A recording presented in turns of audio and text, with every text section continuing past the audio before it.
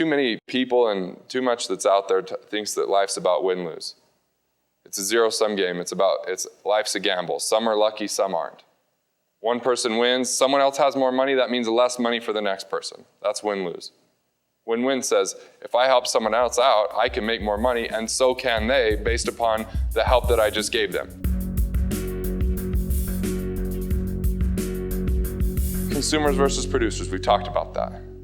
See, consumers look to take value, and many times they still create value. And another thing to consider is, we're consumers and producers just at different times and in different areas of our life. It's not just financially, it's what about our relationships? It's what about, every interaction that we have on a day-to-day basis.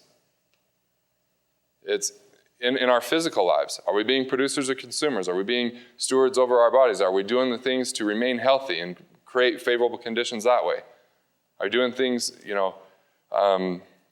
mentally to continue to educate ourselves beyond just the standard going to class and taking tests?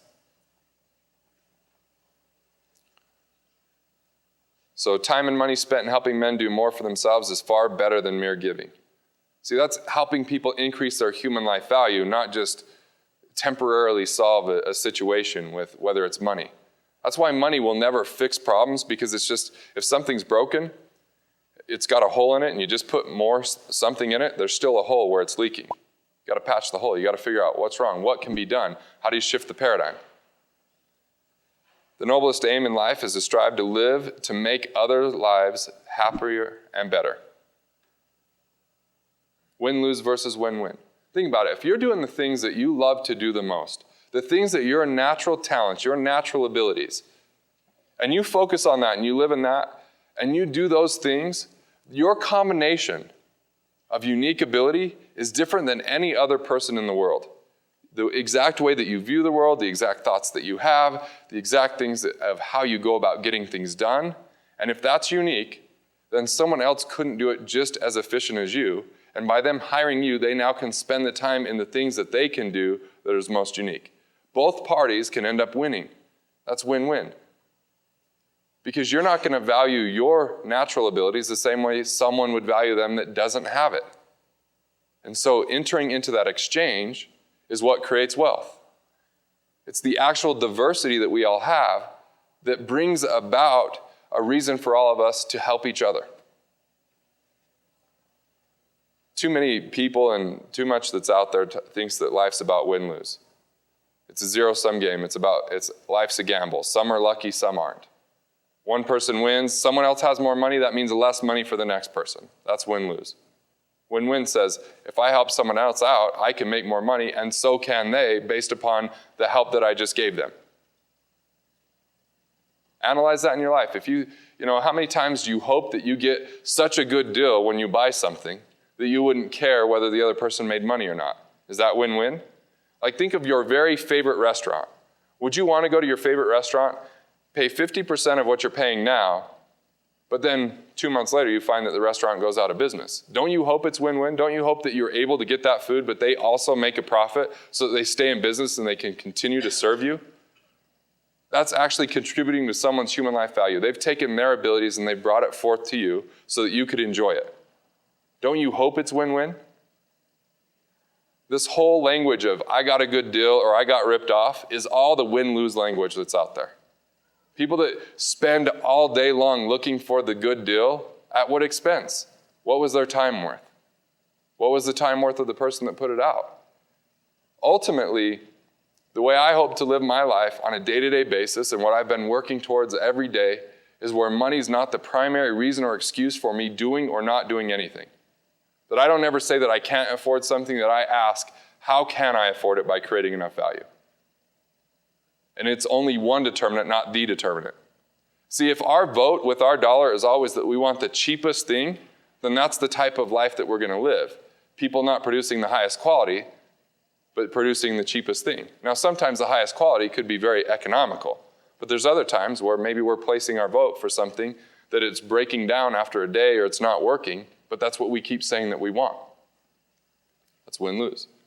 Selfishness versus self-interest. See, everyone does something because they get a payoff. And most people out there They're thinking, what is going to make me happy? But see, the consumer's deceived. They're trying to do something that's going to make them happy, but the actual payoff is short-sighted and selfish. You know, the easy example for me is it's so much easier just to sleep in rather than go work out in the mornings. Way easier.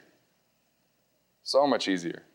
But it's selfish because then, in my best interest, as time goes on, that's not what would cultivate the ideal environment or the best preferred methods of me accomplishing what I'm out to accomplish.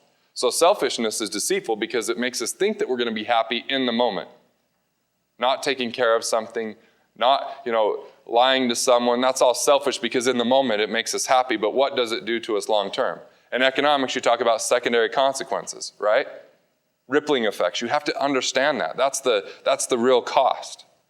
So short-sightedness and selfishness is a payoff, but it doesn't understand the full ramifications and full spectrum of the cost to your ultimate happiness. Self-interest does. Self-interest is engaging in the things that help you to feel fulfilled in the service of others. And so, I have a Wealth of Nations quote here. If you want some really light reading, you could read that book.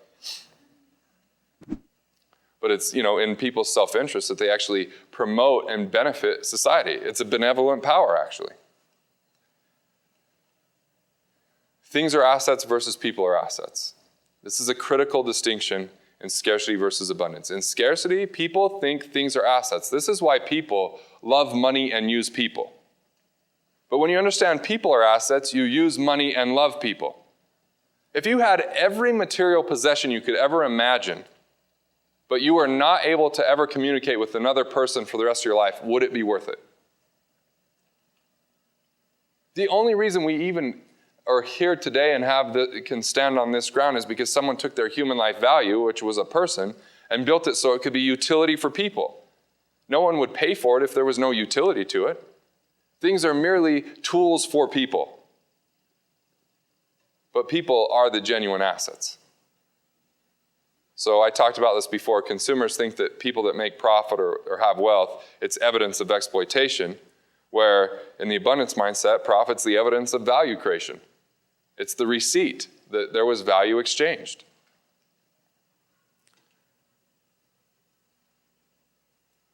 Fear of loss versus faith in principles. Fear of loss is a tactic in a way that most people think, and if you're in the consumer mindset and you're always afraid of losing, you're motivated by, I better do this or else I'm going to lose, or I need to get into this or I'm going to lose. Professor Harrop taught it to me this way. He said, as we were investing money, we were investing actual dollars, not just paper trading, and then we could say, no, we actually made that trade. No, if the computer didn't work or we didn't make the call, you could really tell. And towards the end, the markets, it was 2000 and the markets were starting to decline. And he said, look, what you don't want to have happen is there's only a minute left in the game.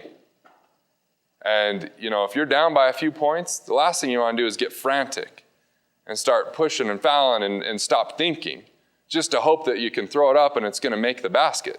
You have to still understand what's going on. Fear of loss is just getting frantic. It's hype. It's hope. It's risk. But it's not principled. And it's not fun. Have you heard about these people that, are so upset with their brokers in the 90s because they're only making 30% and their neighbor made 40%?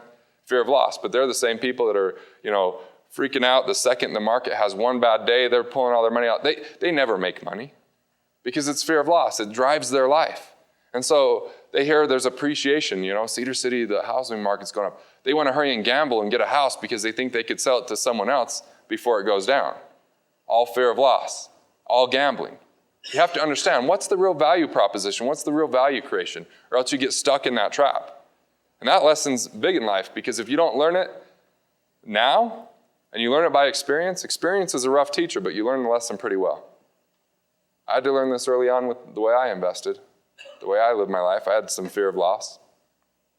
And when I recognize it now, the best way to overcome fear is to continue to educate and align with principle. Continue to educate yourself. Education is one of the best ways to reduce your risk. Educate yourself. Then find other people that are committed to education, that are committed to living life by principle, and associate with them. Associate with people that want to live unreasonable. They don't want to live the traditional, ordinary, just live okay, but they want to be extraordinary. Associate with them. You can start to share big ideas, and they're not going to shoot it down or tell you, well, you don't want to do that. They'll start to say, how are you going to do that? Have you thought through this? Have you talked to this person? They've done something similar. But faith in principles is if you believe principles exist and you have faith in it, then you act in your self-interest to align with them. So there's the quote, since fear is mostly about ignorance, the best part is that it's as temporary as you choose. Part of fear is laziness. Part of worry is laziness, of not addressing it, of not being educated, and not taking action on it, of still hoping that someone else will do it for you. Want to master your money? Want to figure out the things that you could do to improve your finances? Click here and check out more videos like this on Money Matters.